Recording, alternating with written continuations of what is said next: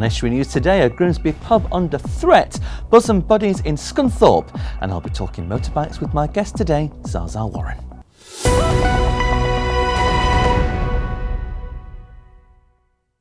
Hello, good afternoon. Welcome to Tuesday's programme with me, Luke Adams. One of Grimsby's most popular pubs is under threat. The barge on the Riverhead has been given a year's notice by North East Lincolnshire Council to leave. It's to make way for the £20 million Riverhead development. The council has said they're working with the owner to look at alternatives for the future possible relocation of the business. The venue's been serving customers for over 30 years. Owner Derek Howard is reeling from the decision. Well, I was heartbroken, to be honest. It's half my life. I've been here 25 years, half my life. It is my life. My life revolves around it. I'll do absolutely everything I can to keep the barge in the middle of town. What's your hope for the future and your relationship and dealings with the council on this? Well, I hope that we keep a good relationship and hopefully we can work together and move forward. And I think that the new development and this can work together. And I think we all can. I think we've got to find some middle ground, and I'll do the best I possibly can. Well, I think there is. I want there to be a compromise. I want the badge to stay, but we've also got the wider borough to think about. So it's balancing the act of an iconic structure, an iconic symbol, if you like, against the future progression of the town. So it's finding that balance, and my role is to weigh up that balance and to put my weight, and I'm only a backbench councillor, but put my weight behind trying to find both those solutions and get a solution that will work for all. A group of Scunthorpe residents have joined together to raise funds for a new hub for adults with learning disabilities in the area. The Bosom Buddies are looking to raise £5,000 in order to be registered as a charity. It comes after several care homes specialising in caring for disabled adults have closed down. Group members Tracy Fortham and Susan MacDonald say that the project is all about giving disabled adults the care they deserve. What it is, it's about us locating a building to offer respite for young people and adults with learning disabilities and their families. Particularly Suzanne and myself, from a personal point of view, and having loved ones with learning disabilities, we know firsthand how hard it is to get support. So that was what we was thinking. We need to raise money to be able to open somewhere to offer the support that families need in the area. But over the last few years, the centres that's closed down, and they sort of moving, as they put it, they're moving all the people into community centres, which is now called hubs. And they've not got all the facilities at these hubs for the service users to use, because a community centre is for the community. And so therefore all the equipment that they used to use, like at the Hollies, that closed down nearly 4 years ago, it's either still there or they've just sold it off. So, I mean, Lisa, my daughter, who's 36, she does do a few activities in the morning, swimming, rebound therapy and bowling. But then in the afternoon, they go back to the centre and there's nothing to do. So they can either sort of go for a community walk around the area in the wheelchair, or they just roll about the floor doing that. It's nothing to do with the people that look after them. They try the best. It's just what they can work with what they've got.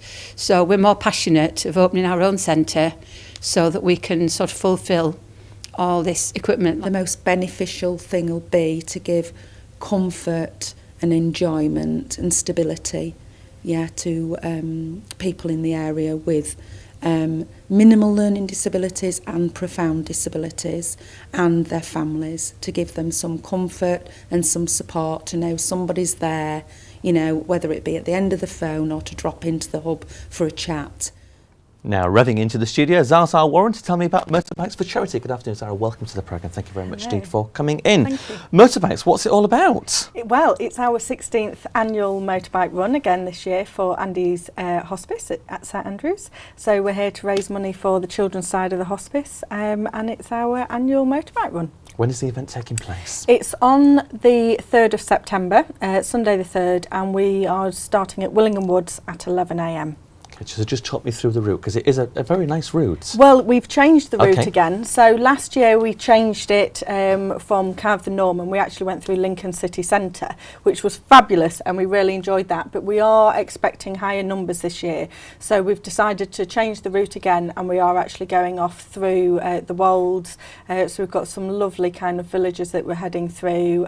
We have got our Waddington Cafe that we stop at, and we'll be stopping in Horncastle and finishing at the Splash for a barbecue. And roughly it'll take about an hour and 45 minutes. Yeah, it'll take a couple of hours with the stops that we've got planned as well. It's about a 65-mile route. So we start at Willingham, we stop at Waddington, stop at Horncastle, and then we finish finally at the Splash. Okay, a great route It planned. is, yeah. Zaza, what do people need to do if they would like to take part? So it's a case of turn up on the day. So it's £5 per bike, Okay. and you just arrive. If you arrive about 10 o'clock, it gives everybody a chance to get their monies paid and buy raffle tickets if they want to buy them before the route. And then we all set off at 11 a.m. and then we got the raffle and everything at the Splash, so you can buy further raffle tickets later on as well. Okay, so difficult at this stage to say how many people will be taking part, because obviously It we don't is, know until yes. people turn up on the Yeah, day. we've had a lot of interest. We've been attending lots of bike nights and handing out flyers, and lots of people who have done it for us before. Obviously, this is the 16th year that we've done it, so we've got a lot of returning bikers. So we're expecting over 100 bikers this year. So a popular event in Yes, the yeah, local definitely, calendar. yeah. Why do you think it's become so popular? I think it's just really nice to kind of be able to go out with your friends, and you know, it's a cheap thing for people to get involved with, but makes a massive difference to the hospice. And it's just really lovely. The Wolds are a fantastic place to go out riding on your Lovely bike, some area. fantastic scenery. The Splash does a brilliant barbecue at the end of the day. So yeah, it's just a really nice, fun event that anybody can get involved in, no matter what your riding capability is, because it's not a race at all. It's just a gentle ride out, and we've got an amazing raffle with some fantastic prizes as well. Wonderful. You have sold it to me, Zaza. I'll Good. make sure I get a motorbike. Thank you very much for coming Thank this afternoon. I you. hope it goes really well. Thank you very much. Now here's Jack with all the sport.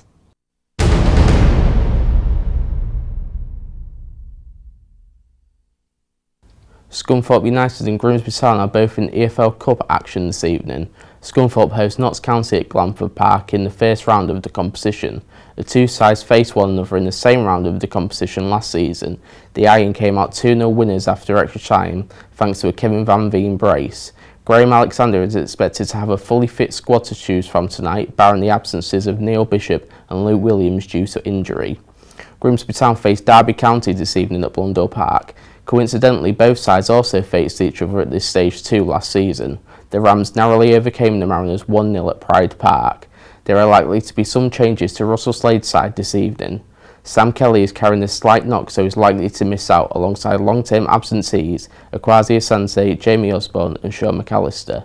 Zach Mills will also sit out tonight's game to serve a one-match suspension for his dismissal given to him on Saturday for 2 bookable offences.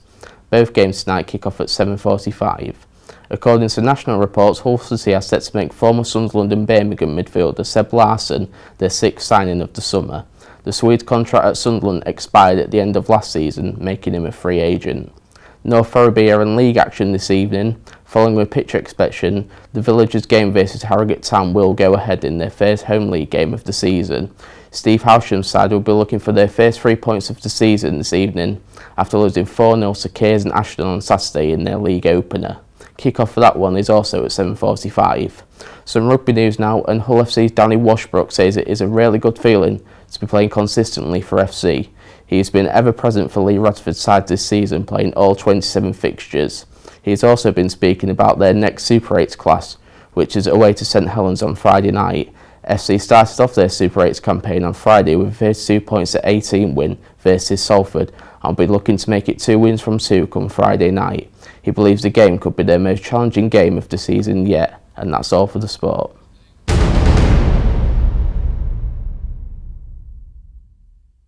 Thanks very much, Jack. That's it for today. Anybody who wants to take part in the motorbike run can call Zaza Warren at the hospice on 01472 571 268. As always, if you have a news story you think we should be covering, please get in touch in the usual ways. We'll look forward to hearing from you with any interesting stories you may have.